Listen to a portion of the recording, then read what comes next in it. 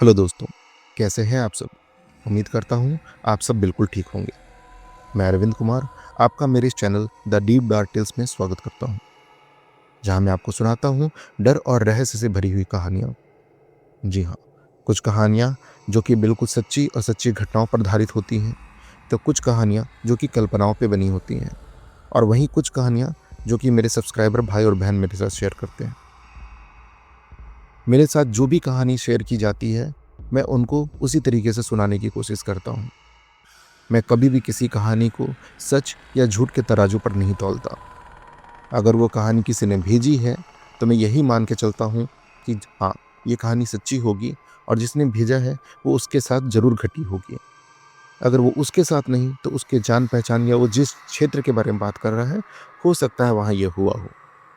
तो आप भी अपनी कोई कहानी अगर मेरे साथ शेयर करना चाहते हैं तो स्क्रीन पर आ रहे डिटेल्स पे, मेरे व्हाट्सएप नंबर पे या मेरी ईमेल आईडी पे आप मेरे साथ शेयर कर सकते हैं। मैं आपसे कांटेक्ट करूंगा और फिर हम उस कहानी पे काम करेंगे और जल्द ही इस चैनल पे वो कहानी को सुनाई जाएगा। दोस्तों, अब हम बढ़ते हैं आज जो कहानी के बारे में मैं बात करने वाला हूँ उसकी तरफ। दोस्तों, आपको क्या लगता है जब भी पैसे की बात आए, स्वास्थ्य की बात आए, तो हमें क्या करना चाहिए? या तो हम एक सही मार्ग चुनें और उसके ऊपर काम करें और उस चीज़ को अपने अपनी सफलता की तरफ बढ़ें। पर सफलता को हासिल करने के लिए अगर कोई शॉर्टकट ले लिया जाए, कोई ऐसा तरीका अपना लिया जाए जो कि सही शायद ना हो, या हमें उस चीज़ के बारे में पूरा ज्ञान ही ना हो और हम किसी के कहने पे, किसी के बोलने पे वो कर रहे हैं, तो क्या होगा? शायद आप समझ रहे होंगे मैं क्या कहना चाह रहा हूँ। चलिए मैं इनको दूसरे शब्दों में फिर से बताता हूँ। आपने कई सारी ऐसी बुक्स या मैगज़ीन देखी होगी जिसके आखिरी पन्नों पे कई बार ऐसा लिखा होता है, 10वीं की परीक्षा पास करें, पुराने प्रेमी से मिलें, या कई बार ऐसा लिखा होता है कि किसी परिवार का झगड़ा सुलझाएं, ज़मीन का विवाद ख़त्म कर दें, या इस तरीके की कई सारी चीज़ें रहती हैं जहाँ पे ज़मीन, प्रेमी, पैसा, स्वास्थ्य, सब चीज़ का उपाय बहुत झटके में बताया जाता है। और उसके लिए क्या बताया जाता है कि आप किसी तरीके का तंत्र मंत्र का उपाय करें, किसी बाबा से मिलें और वो आपकी परेशानियों को हल कर देंगे। लोग क्या करते हैं, बहुत सारे लोग इन सब पन्नों पे ध्यान भी नहीं देते हैं, पर बहुत सारे लोग इन सब के चक्कर में पड़ जाते हैं। अगर कोई ऐसे चक्करों में नहीं पड़ता तो इस तरीके के एडवर्टीजमेंट कब का बंद हो गए होते। पर आज भी ये एडवर्टीजमेंट धड़ल्ले से छप रहे हैं, दीवालों पे इनके पोस्टर लग रहे हैं, तो कहीं ना कहीं इस तरीके की घटनाएं हो रही हैं और वहीं से जन्म होता है इस तरीके की कहानियों का। तो दोस्तों, आज की जो कहानी है वो भी कुछ इसी तरीके की है। बस अंतर क्या है कि इस कहानी में किसी सड़क के किनारे बिक रही किताब या किसी राह चलते बाबा का सहारा नहीं लिया गया है। यहाँ तो खुद मुसीबत चलकर उस व्यक्ति के पास आई है जो इसका शिकार हुआ था। बस समानता क्या है? लालच, शॉर्टकट। हर बार ये लालच और शॉर्टकट लेना सही नहीं होता है दोस्तों। मैं बार बार कहा हूँ और अपनी पिछली कहानियों में भी कई बार बताया हूँ कि ये किसी बहुत बड़ी मुसीबत की ओर आपको लेके जा सकती है। अब कहानी में आगे बढ़ने से पहले एक बहुत ज़रूरी बात। आज का जो कहानी है ये हमें हमारे ही एक सब्सक्राइबर भाई ने भेजा है जिनका नाम है अजय। ये कहानी आई है बलिया यूपी से और इस कहानी के लिए मैं उनका बहुत बहुत धन्यवाद करता हूँ। अब मैं बढ़ता हूँ दोस्तों कहानी की तरफ। आज की कहानी है मधुकरण नाम के एक युवक की, जिसकी उम्र 29 साल है और अभी उसकी शादी हुए सिर्फ 2 साल ही हुए हैं। उसका अभी 1 साल का छोटा बच्चा भी है। अब जब परिवार आगे की ओर बढ़ता है तो पैसे की भी जरूरत उतनी ही बढ़ते जाती है। मधुकरण हमेशा ही सोचता रहता था कि उसकी सैलरी और बढ़ जाए, उसका इनकम सोर्स और बढ़ जाए, ताकि वो छोटी छोटी चीज़ें जो वो सोचता है, इच्छाएं हैं, वो उन सबको भी पूरी कर सके। मगर बहुत मेहनत करने के बाद, बहुत ही शिद्दत से मेहनत करने के बाद भी उसको वो फल नहीं मिल पा रहा था, उसको तरक्की नहीं हो पा रही थी जो वो चाहता था। और ये सिर्फ मधुकरण की कहानी नहीं दोस्तों, आमतौर पे कईयों के साथ ऐसा होता है कि मेहनत तो बहुत करते हैं पर वो मनचाहा फल नहीं मिल पाता है। पर इस चीज़ को सॉल्व करने के लिए जो काम मधुकरण ने किया, मेरे ख्याल से वो काम सभी लोग नहीं करते और करना भी नहीं चाहिए। अब मधुकरण एक 9 से 5 की रेगुलर शिफ्ट वाली नौकरी किया करता था, जहाँ 9 बजे उसका ऑफिस स्टार्ट होता, 5 बजे तक ख़त्म हो जाता, ऑफिस ख़त्म करके वो घर चला आता। नौकरी भी ठीक ठाक चल रही थी, पर उसके दिमाग में हर वक्त ये बात घूमती थी कि वो कुछ तो ऐसा करे कि उसकी सैलरी बढ़ जाए। अब एक दिन की बात है, ये जिस दिन की कहानी है उस दिन अमावस्या से एक दिन पहले वाला दिन था, और उस दिन उसको शायद ऑफिस में काम बहुत ज़्यादा असाइन हो गया था। उस काम को करते करते उसे रात के 9:30 बज गए। 9:30 बजे जब वो ऑफिस से निकला और अपनी ऑफिस की 5th फ्लोर की पार्किंग से उसने अपनी गाड़ी ली और वो घर के लिए निकल गया। घर पे निकलते हुए लगभग तब तक उसको 10 बज चुके थे। अब यहाँ से उसका जो घर था, उसके घर पहुँचने में लगभग 45 मिनट लगते थे। अब थोड़ी दूर जाने के बाद वहाँ से 2 रास्ते थे जो उसके घर की तरफ जाते थे। एक रास्ता तो हाईवे का रास्ता था जिससे वो अपने घर जा सकता है, जिसको वो अमूमन तौर पे यूज़ करता था घर जाने के लिए। पर आज उसको बहुत देर हो गया था, इसलिए वो सोचने लगा कि क्या वो दूसरा रास्ता ले ले। दूसरा वाला रास्ता जो था वो कम समय में उसे उसके घर की तरफ पहुंचा देता था। लगभग 15 से 20 मिनट बच जाते थे, पर यह रास्ता एक घने जंगल से होकर जाता था। घना जंगल ऐसा कि अगर उस सड़क पे जाए तो कई बार तो सूरज की रोशनी भी सड़क तक नहीं आती थी, पेड़ इतने घने थे। अभी रात का समय था, उस सड़क पे कोई स्ट्रीट लाइट नहीं है, और साथ ही उस सड़क पे कोई आमतौर पे कोई गाड़ियाँ भी नहीं चलती हैं। रात भर में इक्के दुक्के अगर कोई एक ट्रक निकल गए तो निकल गए, वरना वो जंगल का रास्ता कोई यूज़ नहीं करता है। कहा जाता था कि ये जो रास्ता था उसके बारे में कई सारी कहानियाँ फेमस थी कि मतलब वहाँ उस सड़क पे छलावे हैं जो रास्ते में आपके पीछे पड़ जाते हैं। कुछ लोग कहते थे कि वहाँ पे कुछ जिन हैं जो कि उस सड़क पे घूमा करते हैं, या इस तरीके की कई सारी बतेरी कहानियाँ थी जो कि उस सड़क के बारे में कही जाती थी। अब मदीकरण जो था वो इन सब बातों पे बिलीव तो करता था, पर उसने आज तक कभी ऐसा कुछ देखा नहीं था। तो उसके लिए ऐसा था कि हाँ ठीक है, होता होगा, मेरे साथ तो नहीं हुआ है, और मेरे ख्याल से सब सिर्फ एक बनी बनाई कहानियाँ हैं। और वो उस रास्ते को चुन लेता है और निकल जाता है। अब आप ये एक सीन अपने दिमाग में इमेज कर लीजिए कि एक बिल्कुल घना ही जंगलों वाला अंधेरा रास्ता है, एक पतली सी सड़क, 1 लेन सड़क जा रही है, और उस पे मदीकरण अपनी बाइक लेके निकल रहा है। सिर्फ बाइक की जो हेडलाइट है उसी की रोशनी से सड़क दिख रहा है, बाकी चारों तरफ पूरा अंधेरा है। अब लगभग 2 किलोमीटर अंदर जाने के बाद उसको ऐसा दिखता है कि सड़क किनारे कोई आदमी हाथ हिला रहा है, जैसे लिफ्ट मांग रहा हो। वो देखता है कि एक सफ़ेद कलर के कपड़ों में, मतलब जैसे सफ़ेद धोती, सफ़ेद कुर्ता, और एक उस आदमी ने एक सफ़ेद कलर का शॉल ओढ़ा हुआ था, और वो हाथ दिखा रहा था। मदीकरण उसके पास जाके अपनी बाइक रोक देता है। उसने देखा वो एक बुजुर्ग थे, पर वो बुजुर्ग के हाथ और चेहरे का जो स्किन का कलर था वो बिल्कुल ही काला था। ऐसा था कि जब बाइक रोकने पे मदीकरण की बाइक बंद हो गई तो वो आदमी दिखना तक बंद हो चुका था। मतलब इतना अंधेरा था, और साथ में वो आदमी की स्किन भी इतनी अंधेरी थी। जब मदीकरण ने उससे पूछा कि क्या हुआ बाबा, आपको कहीं जाना है, और उस आदमी ने अपना मुंह खोला तो उसकी आंखें और उसके मुंह, उसके दांत ऐसे चमक रहे थे उस अंधेरे में, जिसे देख के मदीकरण एक बार के लिए काफ़ी डर भी गया। फिर भी मदीकरण ने पूछा आपको कहीं जाना है क्या, और बाबा ने बोला हाँ बेटा, मुझे बस थोड़ी दूर आगे तक जाना है, क्या तुम मुझे छोड़ दोगे। मदीकरण ने बोला ठीक है बाबा, बैठ जाइए। मदीकरण को ऐसे भी लग रहा था उस सुनसान जंगल रास्ते पर अकेले है, कोई साथ में रहेगा तो और भी ठीक रहेगा। और वो आदमी उसकी बाइक पर पीछे बैठ गया। अब वो बाबा पीछे बैठ गए और बाइक स्टार्ट हो गई। बाबा ने अपना हाथ मदीकरण के कंधे पे रखा। अमूमन तरीके पे जब बाइक पे बैठते हैं तो आप सपोर्ट के लिए सामने वाले के कंधे या पीछे बैक सीट को पकड़ लेते हैं। बाबा ने मदीकरण के कंधे पे हाथ रखा। अब जब मदीकरण के कंधे पे हाथ रखा तो मदीकरण को ऐसा लगा जैसे जलता हुआ कोयला या लोहा उसके कंधे पे रख दिया गया हो। उसने झटके से कंधे को हिलाया और बाबा ने अपना हाथ हटा लिया। मदीकरण ने पूछा भी बाबा आपकी तबीयत तो ठीक है ना, ऐसा लग रहा है जैसे आपको बहुत बुखार है। बाबा ने बोला नहीं नहीं, मेरी तबीयत बिल्कुल ठीक है। तभी बाबा ने बोला क्या हुआ, बहुत परेशान हो मदीकरण। अब मदीकरण को ये बात बहुत ज़्यादा आश्चर्य भरी लगी कि इन्हें मेरा नाम कैसे पता है। उसने पूछा आपको मेरा नाम कैसे पता बाबा।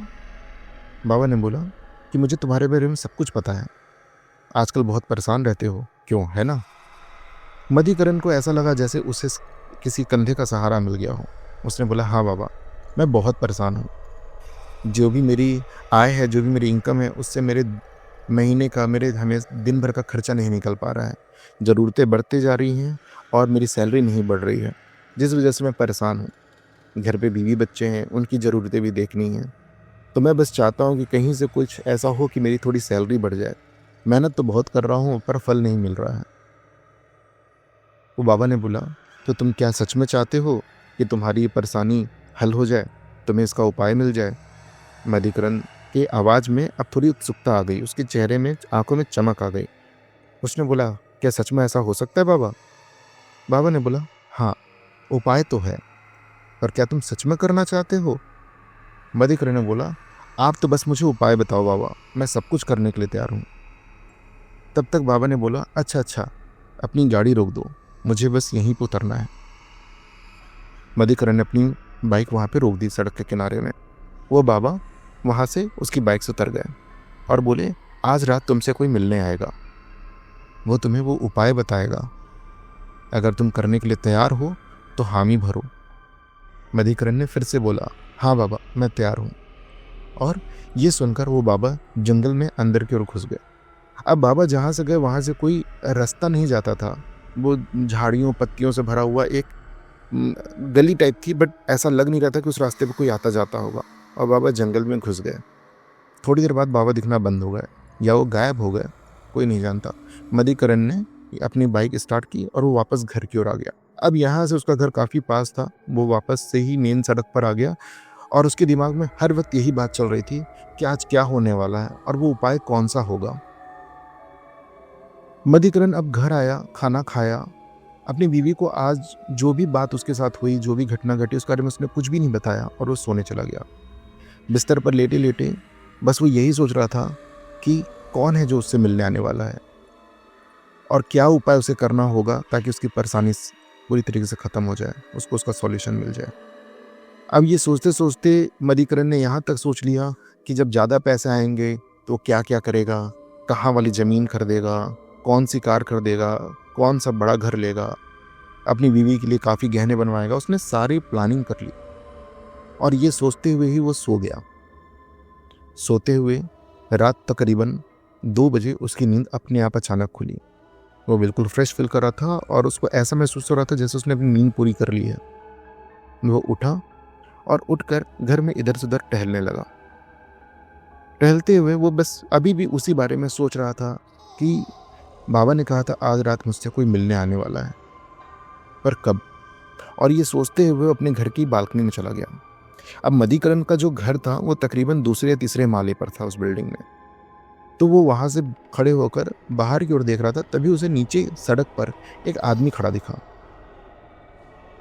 वो एरिया पूरा सुनसान था, आसपास कोई भी, क्योंकि रात के 2 बजे अमूमन तरीके पर लोग अपने घर में सो रहे होते हैं, तो सड़कें गलियां खाली ही होती हैं। पर उसे एक आदमी खड़ा दिखा जो कि मधिकरण को ही देख रहा था। जब मधिकरण ने उसे देखा तो उसे थोड़ी देर के लिए थोड़ा डर भी लगा, ये कौन है जो उसकी तरफ देख रहा है। पर फिर उसे तुरंत ही वो बात याद आई कि आज रात तुमसे मिलने कोई आएगा। अब मधिकरण समझ गया था। वो अपने घर से बाहर निकला और सीधा सड़क पर आकर खड़ा हो गया। सड़क पर उसने देखा वो आदमी उससे तकरीबन 1.5 या 2 मीटर की दूरी पे ही खड़ा था। मधिकरण ने उससे पूछा, क्या आपको बाबा ने भेजा है? उस आदमी ने कुछ भी नहीं बोला, पर उसका पहनावा भी उसी बाबा के जैसा था, सफ़ेद कलर के कपड़े, पर उसके भी हाथ, पैर और चेहरे बिल्कुल वैसे ही काले थे।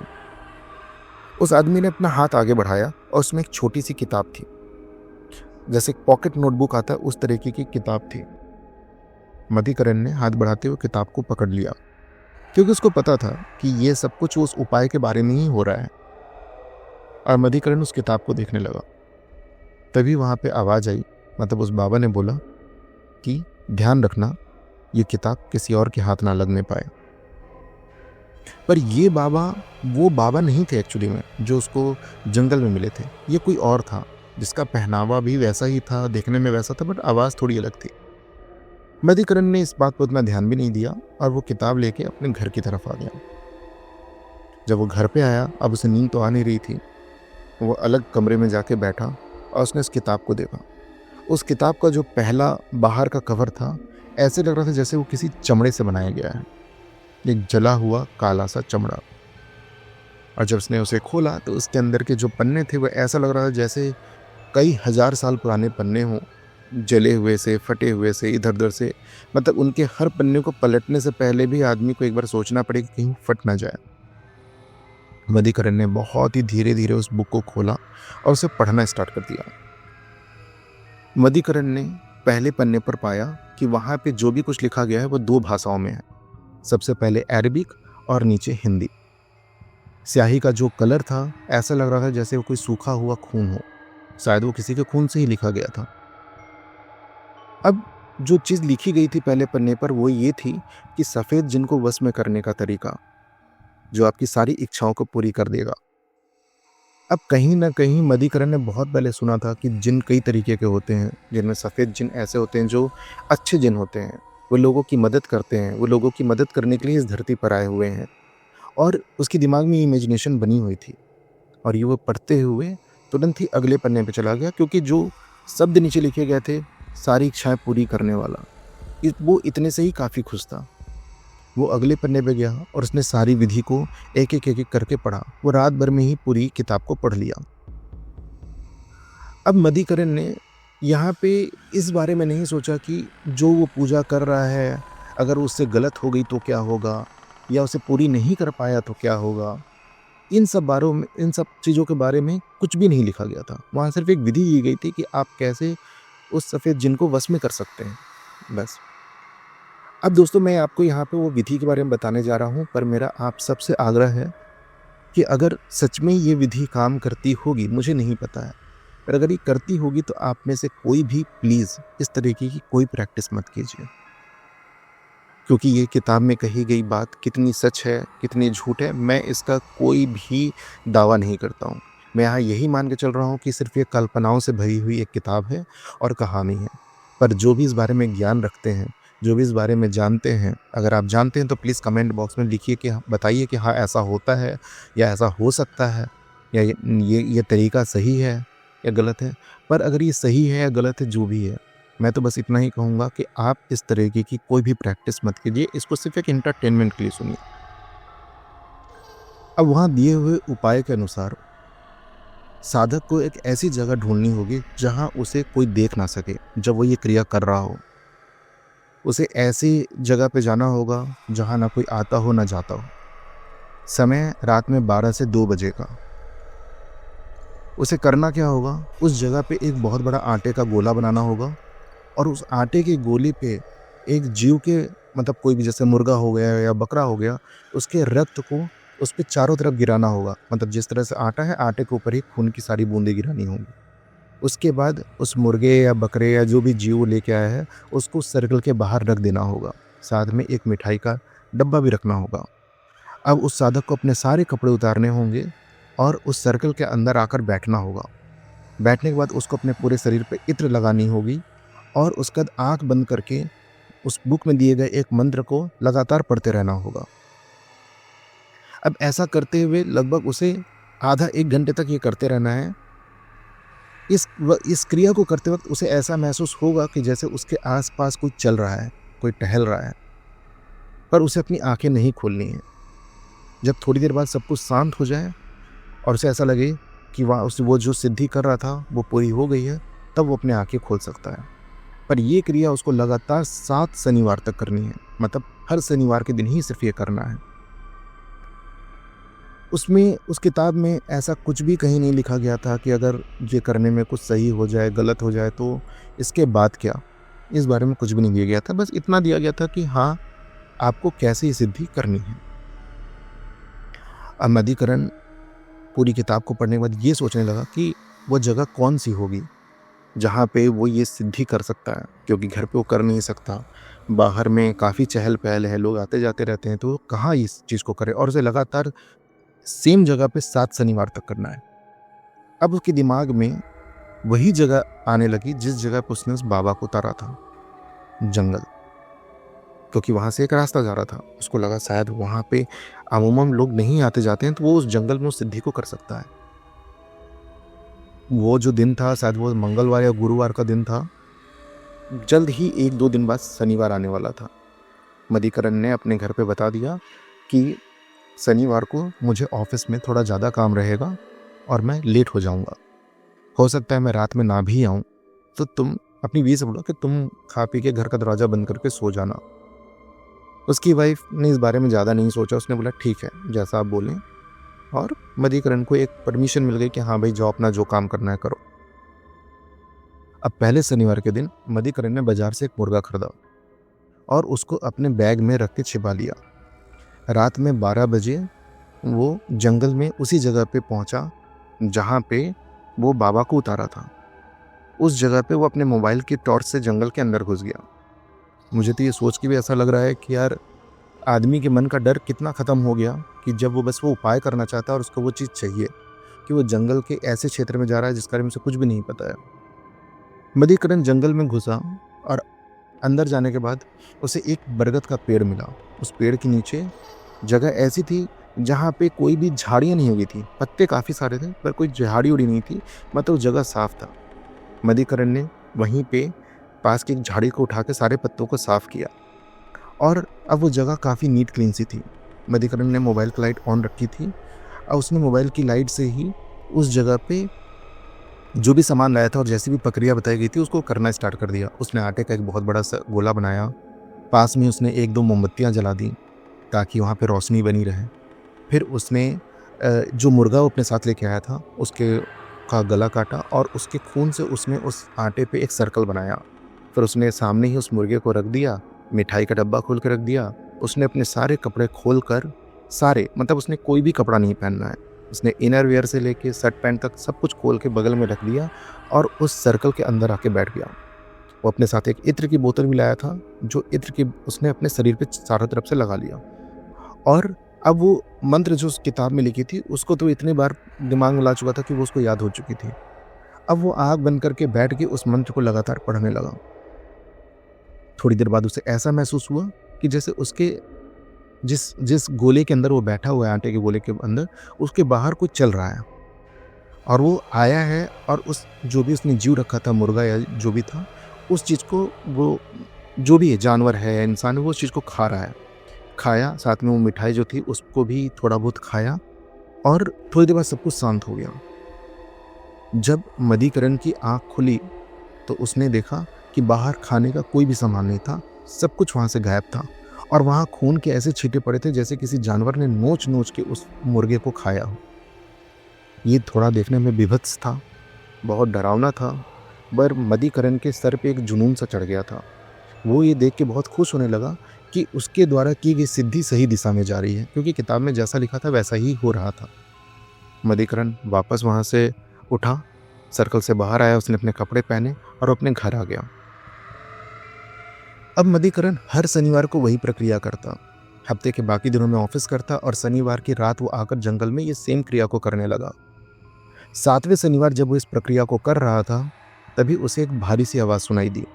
आवाज़ में कोई हंस रहा था। उसने बोला, आँख खोलो मधुकरण। मधुकरण ने जब आँख खोली तो उसका दिल कलेजे से बाहर आ गया, उसकी सांस गले में अटक गई। उसने देखा एक काला सा शरीर हवा में तैर रहा था, उसके पैर नहीं थे और उसका पूरा शरीर कटा फटा था, जगह जगह से खून गिर रहा था। उसके चेहरा ऐसा था जैसे देखकर जान निकल जाए। चेहरे पर मांस ही नहीं था पर और खोपड़ी दिख रही थी। आधे चेहरे पर स्किन नहीं थी और अंदर का मांस साफ साफ दिख रहा था। उसके पूरे शरीर पर, चेहरे पर कीड़े चल रहे थे और वो मधुकरण को देखकर मुस्कुरा रहा था। ये सब देखकर मधुकरण डर के मारे सहम सा गया। अब उसे समझ में नहीं आ रहा था कि उसकी सिद्धि सही दिशा में जा रही है या गलत दिशा में, और वो बिल्कुल डर से भागने को होने वाला था।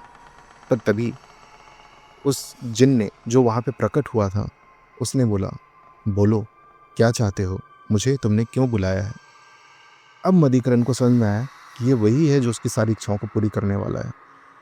मधुकरण ने डरते हुए सोचा कि अब जब उसने इतनी सिद्धि करी ली है तो क्यों ना वो उससे वो मांग ले जो चाहता है। मधुकरण ने बोला कि हाँ, मुझे बहुत सारा पैसा चाहिए, मुझे ना मेरी सैलरी बहुत हो जाए, मैं बहुत सारा पैसा कमाने लगूं, बस मुझे यही चाहिए था। वो जिन फिर से हंसने लगा, मुस्कुराया और बोला, बस यही चाहते हो। मधिकरण इतना डर चुका था कि उसका दिमाग काम ही नहीं कर रहा था। उसने बोला, हाँ मुझे बस यही चाहिए, मुझे और कुछ नहीं चाहिए, मुझे बस बहुत सारा पैसा चाहिए ताकि मेरी सारी परेशानियां ख़त्म हो जाए। जिन ने बोला, तुम जैसा चाहते हो वैसा ही होगा।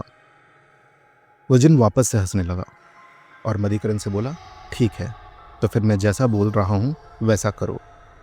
उसने मधिकरण को बोला कि उसके पास में जो चाकू पड़ा हुआ है जिससे उसने थोड़ी देर पहले बलि दी थी, उस चाकू को उठाए और अपने हाथ पे भी एक कट करे। मधिकरण ने वैसा ही किया और जब उसके हाथ से खून की बूंदें गिरने लगी, वो जिन बिल्कुल से ही मधिकरण के पास आया और उस सारे खून को चाटने लगा। जब उस खून को चाट लिया, वो वापस चला गया और मधिकरण के हाथ का घाव एक झटके में ही ठीक हो गया। अब वो जिन अपनी जगह पे वापस खड़ा था। उसने मधिकरण की ओर देखते हुए बोला, अब से तुम्हारे पैसे की सारी परेशानी ख़त्म हो जाएगी, तुम बहुत जल्दी ही अमीर बन जाओगे, पर याद रखना मैं वापस आऊँगा, मुझे भी तो कुछ चाहिए। मधिकरण बोला, तुम्हें क्या चाहिए? मैं तुम्हें क्या दे सकता हूँ? जिन वापस से ज़ोर ज़ोर से हंसने लगा और यहाँ पे जिन ने एक इशारा किया जो कि उस वक्त तो मधिकरण को समझ में नहीं आया था। जिन ने अपने हाथ को बढ़ाते हुए उस बरगद के पेड़ से एक घोंसले को उठा लाया। उस घोंसले में बहुत सारे छोटे छोटे बच्चे थे, किसी चिड़िया के बच्चे रहे होंगे। उन बच्चों को वो एक एक करके खाने लगा। जब वो चिड़िया उस चीज़ का विरोध करने लगी तो उसने घोंसले को छोड़ दिया और उस चिड़िया को पकड़ के खा गया। मधिकरण को ये जो कुछ भी हुआ घोंसले के साथ में वो ज़्यादा समझ में नहीं आया और वो क्योंकि वो इतना डरा हुआ था कि वो इस बारे में कुछ सोच ही नहीं पा रहा था। जिन ने बोला कि ठीक है, मैं तुमसे बाद में मिलूंगा, और वो वहाँ से चला गया। मधिकरण को तो अभी बस दिमाग में ये था कि कैसे भी वो इस जगह से वापस घर की तरफ भाग जाए, क्योंकि कहीं ना कहीं भले वो जिन उसकी इच्छाएं पूरी कर रहा था पर वो काफ़ी डरावना था। उसे देख के मधिकरण बहुत ज़्यादा डर चुका था। जिन के जाने के बाद मधिकरण वापस अपने घर की तरफ चल पड़ा। वो घर पर आया और अगले दिन से ही उसको छोटे छोटे बदलाव दिखने लगे। जैसे जब वो ऑफिस गया तो वहाँ पे उसका मैनेजर उससे बहुत खुश था। 2 दिन के अंदर ही उसे न्यूज़ आई कि उसका प्रमोशन हो गया है और उसकी सैलरी भी उसकी उम्मीद से बहुत ज़्यादा बढ़ा दी गई है। उसकी सैलरी महीने की 2.5 लाख कर दी गई थी, जो कि उसके एक्सपीरियंस के बंदे के हिसाब से बहुत ज़्यादा थी। साथ में अगले दिन ही उसने न्यूज़पेपर में एक लकी ड्रा का कूपन देखा और उसने उस नंबर पे या जो भी इसकी प्रक्रिया थी उसने की और उसका वो लकी ड्रा भी लग गया, जहाँ से वो ड्रॉ में उसको एक बहुत ही बड़ी धन प्राप्ति हुई, बहुत बड़ी राशि उसको मिली थी। तभी उसके घर से भी उसे कुछ फ़ोन आए जहाँ से उसको पता चला कि कुछ ज़मीन जायदाद के जो पुराने केसेस चल रहे थे वो सॉल्व हो गए हैं और वहाँ से वो ज़मीन उसके नाम पर हो गई है। मतलब जो भी उसके रुके हुए काम थे, पैसे से रिलेटेड प्रॉब्लम थी, अगले 3-4 दिनों में सब सॉल्व होने लगी। पैसे की ऐसी लगातार बारिश उसके ऊपर हो रही थी जिससे वो बिल्कुल अंधा सा होने लगा था। मतलब उसको विश्वास हो गया था कि उसके द्वारा की गई सिद्धि पूरी हो गई है और अब उसे कोई नहीं रोक सकता। पैसे की कोई कमी ही नहीं थी, हर तरफ से पैसा बरस रहा था। मधिकरण बहुत खुश था और सब कुछ बहुत अच्छा जा रहा था। अब 1 हफ्ते बाद, मतलब जो 8वां शनिवार था, उस दिन मधिकरण अपने घर में सो रहा था। सोते हुए तकरीबन लगभग 2:30 बजे उसे ऐसा महसूस हुआ जैसे उसे बहुत गर्मी लग रही है। मतलब मौसम सामान्य सा था पर उसे बहुत गर्मी लग रही थी। गर्मी इतनी कि उसका शरीर पूरा पसीने से भीग रहा था। उसकी नींद खुल गई। उसने देखा फैन बिल्कुल नॉर्मल तरीके से चल रहा था, जैसे आम दिन चलता था, सब लोग सो रहे हैं, बट उसी को बहुत ज़्यादा गर्मी लग रही है। मधिकरण की बेचैनी बहुत ज़्यादा बढ़ने लगी। उसे बहुत ज़्यादा गर्मी लग रही थी तो वो अपने बिस्तर से उठकर कमरे में इधर से उधर टहलने लगा। टहलते हुए घर के मेन हॉल में आ गया। मेन हॉल में भी अंधेरा ही था क्योंकि रात के 1:30-2 बज रहे थे, तो पूरे घर की लाइट ऑफ थी। टहलते हुए उसने जब ध्यान से देखा तो कमरे के एक कोने में कोई खड़ा था। ये देख के वो बहुत ज़्यादा सहम गया और जब उसने ध्यान से देखा तो ये वो वही जिन था जो उसकी सारी इच्छाएं पूरी करने जंगल में आया था। उसे देख के मधिकरण बहुत ज़्यादा डर गया। तभी वो जिन एक झटके में मधिकरण के पास आया और बोला, बलि कहाँ है? मधिकरण घबरा गया और उसने बोला, बलि? कैसी बलि? कौन सी बलि?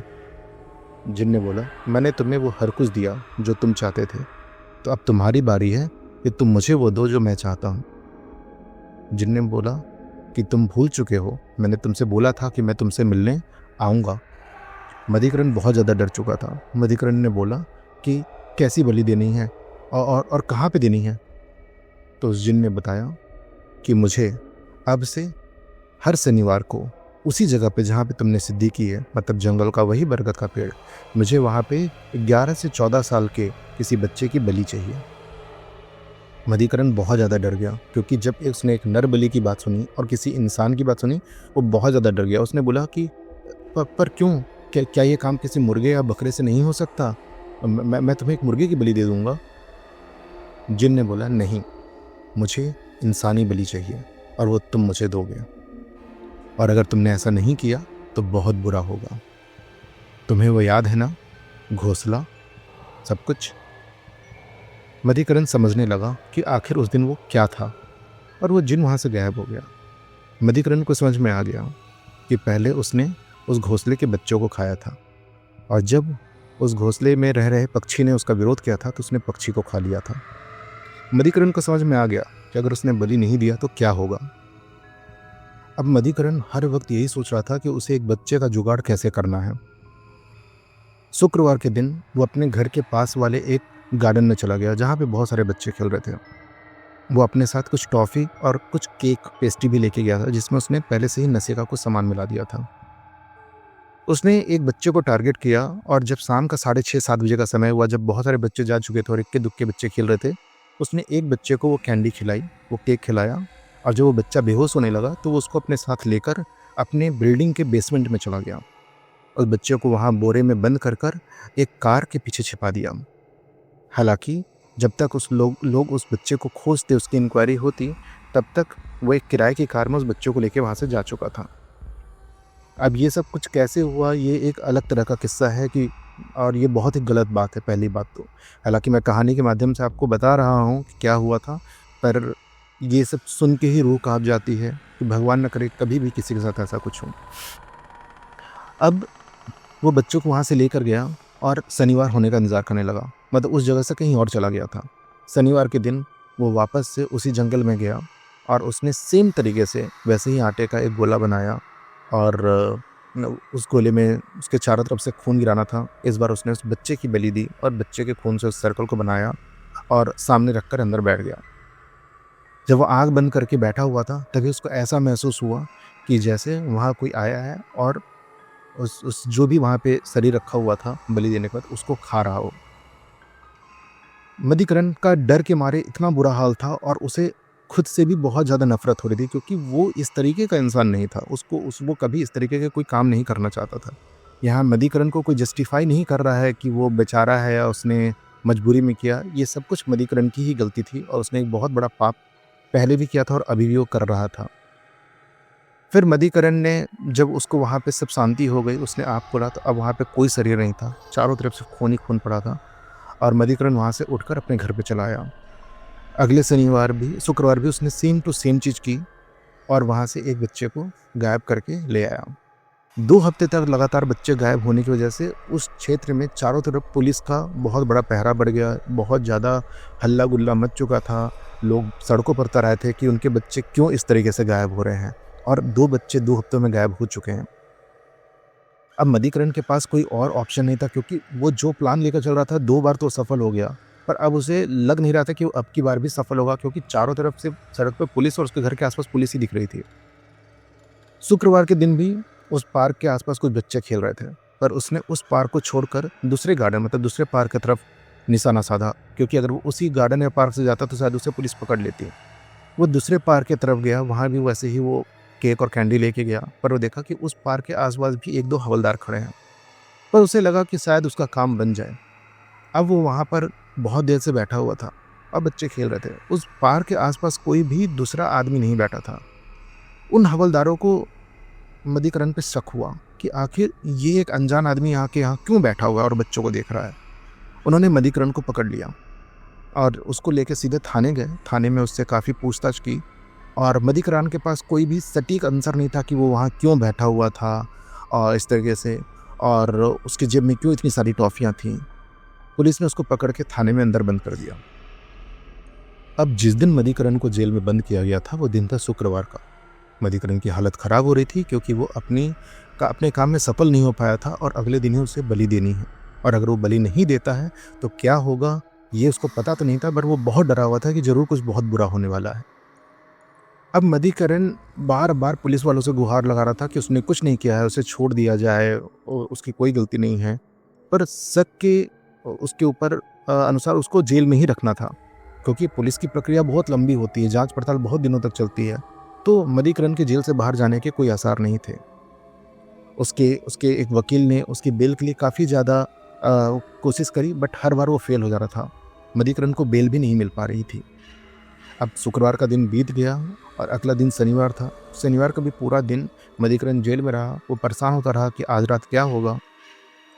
शनिवार की रात जब सब लोग सो रहे थे, वहाँ पे अगल-बगल के कैदी सो रहे थे, पूरी तरह से उस पूरी पुलिस थाने में सन्नाटा था, वहाँ पे कोई नहीं था।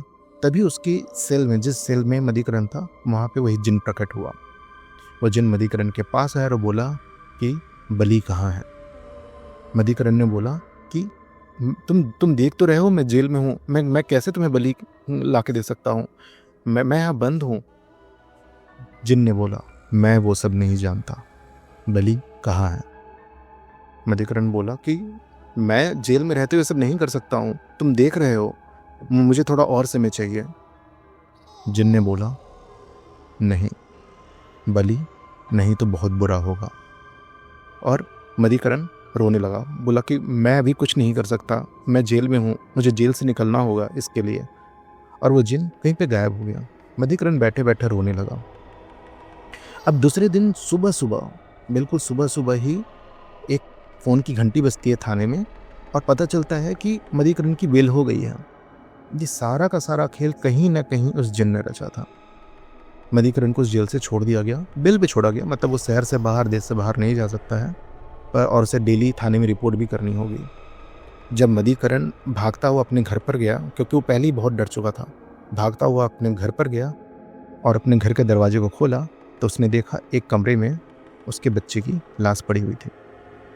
उस बच्चे के शरीर से पूरा का पूरा चमड़ा उतार दिया गया था और वो एक सूखा हुआ, मतलब ऐसा लगता जैसे कि कितने दिन पहले ही ऐसा हो चुका हो, वो लाश पूरी तरह से सूखी हुई थी और वहाँ खून के एक निशान नहीं थे। जब वो भागकर अपनी बीवी के कमरे में गया तो उसकी बीवी का भी हालत यही था। उसके शरीर पे चमड़े का एक टुकड़ा नहीं था और वो शरीर पूरी तरह से सूखा हुआ था। मधुकरण समझ गया कि सारा काम जिन का है और वो वहीं बैठकर रोने लगा। अब मधुकरण की यहाँ मानसिक स्थिति बहुत खराब हो चुकी थी। उसके सामने वो दो लोगों की लाशें पड़ी थी जिनसे वो सबसे ज़्यादा प्यार करता था, जिनके लिए ही उसने सब कुछ किया था। वो दिन भर रोता रहा और रोते हुए वो हर वक्त हर उस चीज़ को कोस रहा था जो उसने अब तक करी है। पहला दिन जब वो उस जंगल के रास्ते गया, तब से लेके आज तक जब उसने ये सब कुछ देखा, उसने हर एक दिन को कोसा। वो बैठे हुए सिर्फ रो रहा था। रोते रोते वो उस जिन को भी भला बुरा कहने लगा और उसने वहाँ पे बोला कि आज से मैं अब कोई बलि नहीं दूंगा, ये क्रिया मैं यहीं ख़त्म करता हूँ, अब मैं कोई भी बलि नहीं दूंगा। उसी रात तकरीबन 1-1:30 बजे के आसपास उस कमरे में, उसके घर में वो जिन वापस आया। वो जिन आकर वहाँ पे उसने वापस से वही बात बोली, बलि कहाँ है? इस वक्त तक मधुकरण के मन से डर तो खत्म हो चुका था और उसने बिना डरते हुए बोला, अब कोई बलि नहीं दूंगा। तुमने मेरे परिवार के साथ बहुत बुरा किया, मैं सारा पैसा इन्हीं के लिए तो चाहता था और तुम उन्हीं को मुझसे दूर कर चुके हो। अब मैं तुम्हें कोई बलि नहीं दे सकता। जिन ने बोला, बलि तो देनी होगी वरना बहुत बुरा होगा। मधुकरण ने बोला, नहीं, अब मैं कोई बलि नहीं दूंगा। बस इतना बोलते ही वो जिन एक झटके में मधुकरण के ऊपर झपटा और झपटने के बाद उसके साथ भी उसने वही किया। उसके शरीर की सारी चमड़ी को खींच के अलग कर दिया और उसकी लाश वहीं पे सूखी हुई सी पड़ी रही। अब अगले दिन पुलिस को इंतजार था कि मधुकरण जेल में आएगा और वहाँ आके वो हाजिरी लगाएगा, पर मधुकरण वहाँ नहीं आया, जिससे पुलिस उसके घर पर पहुंची। उसने जब अगल बगल पता किया तो पड़ोसी से बोला कि उसके परिवार को तो 2 दिन से किसी ने बाहर नहीं देखा है और मधुकरण कब आया इसके बारे में उनको नहीं पता। पुलिस ने जब दरवाज़ा खटखटाया तो दरवाज़ा अंदर से बंद था, मतलब घर का दरवाज़ा अंदर से बंद था। पुलिस को शक हुआ। पुलिस ने जब घर का दरवाज़ा तोड़ा तो उन्हें वहाँ पे 3 लाश मिली, जो कि तीनों लाश को देखकर वहाँ खड़े हर एक आदमी की रूह कांप गई। जितनों ने भी उनकी लाश को देखा उनके लिए वो एक बुरा सपना, डरावना सपना बन गया। ये उस तरीके का पहला केस था जहाँ पे एक घर में 3 लाशें मिलती हैं, तीनों लाशों के शरीर पे चमड़ी नहीं है शरीर सूखे हुए हैं, उन पे कीड़े चल रहे हैं, ना ही घर में किसी के घुसने के या घर से भागने के निशान है। और उनके शरीर की चमड़ी आखिर गई तो गई कहाँ? ये किसने किया, इसके भी कोई सबूत नहीं है। घर में खून के कोई निशान नहीं है। पुलिस को समझ में नहीं आया कि आखिर ये हुआ कैसे। केस काफ़ी दिनों तक चला। पोस्टमार्टम के बाद ये भी प्रूफ हो गया कि ये तीनों शरीर मधुकरण के परिवार के ही हैं, मतलब उसकी बीवी और उसके बच्चे के हैं। पर यह नहीं पता चला कि आखिर ये किया किसने। काफ़ी दिनों तक उस पूरे क्षेत्र में डर का बहुत ज़्यादा माहौल रहा। लोग शाम होते ही घर से बाहर नहीं निकलते थे। इन सब के बाद ये केस तो वहीं ख़त्म हो गया। पर आज भी कहा जाता है कि जंगल के उसी रास्ते पे जहाँ पे मधुकरण उस बूढ़े बाबा से मिला था, उस जगह पे अब 3 लोग लिफ्ट मांगते हुए दिखते हैं, जिसमें एक आदमी, एक औरत और एक छोटा बच्चा है। दोस्तों, मैं अब इस कहानी के बारे में क्या सोचता हूँ, मैं वो आपके साथ शेयर करता हूँ। आप इस कहानी के बारे में क्या सोचते हैं, आप ज़रूर मुझे कमेंट बॉक्स में शेयर कीजिएगा। जहाँ तक मुझे लगता है कि पहली बार जब मधुकरण एक बाबा से मिला था, तब से ही वो उस जिन के कांटेक्ट में था। मतलब वो जिन ही था जो रूप बदल के एक बाबा के रूप में आया, फिर उसे किताब देने आया और उसके बाद समय समय पर उससे मिलने आता रहा। ये एक वही जिन था जिसने सफ़ेद जिन का बहाना बनाकर मधुकरण से ऐसी प्रक्रिया कराई, ऐसी सिद्धि कराई जिससे वो उसके बस में आ सके। और उसके बाद उसने खुद की ही सिद्धि कराई और मधुकरण के परिवार का और बाकी लोगों का शिकार करना स्टार्ट किया।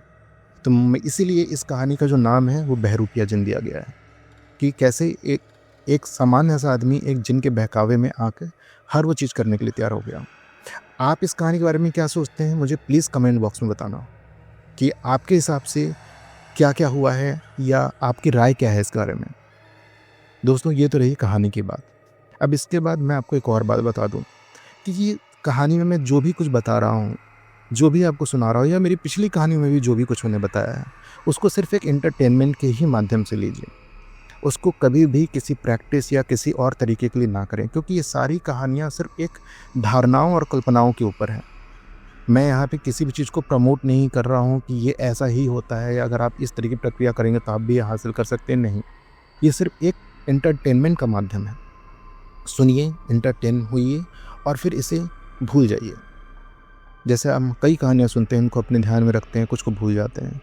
हर चीज़ को अपने ऊपर या अपने आसपास इम्प्लीमेंट करने की ज़रूरत नहीं होती, और इस तरीके की चीज़ें तो बिल्कुल भी नहीं। दोस्तों, आपको अगर ये कहानी अच्छी लगी है तो इसको प्लीज़ लाइक करना, चैनल को सब्सक्राइब करना तो मत भूलना, और अपने दोस्तों के साथ शेयर करना। साथ ही साथ दोस्तों, मैंने ये देखा है कि आप कहानी सुनते हैं, चैनल पे आते हैं, सुनते हैं, बट आप उसको एक लाइक करना भूल जाते हैं। आप उसको लाइक कीजिए, अपने दोस्तों के साथ शेयर कीजिए। साथ ही अगर आप भी मेरे साथ अपनी कोई कहानी शेयर करना चाहते हैं तो स्क्रीन पे नीचे आ रहे जो इन्फॉर्मेशन है, एक व्हाट्सअप नंबर है, एक ईमेल आईडी, उस पर आप अपनी कहानी अपनी वॉइस में रिकॉर्ड करके मैसेज के फॉर्म में या ईमेल के फॉर्म में आप मेरे साथ शेयर कर सकते हैं। मैं आपसे कांटेक्ट करूंगा, हम उस कहानी को डिस्कस करेंगे और जल्द ही अपने चैनल पे लेके आएंगे। आज के लिए दोस्तों इतना ही। मैं जल्दी ही फिर से मिलूंगा अगली कहानी में। तब तक के लिए आप सब अपना ख्याल रखना। जय हिंद।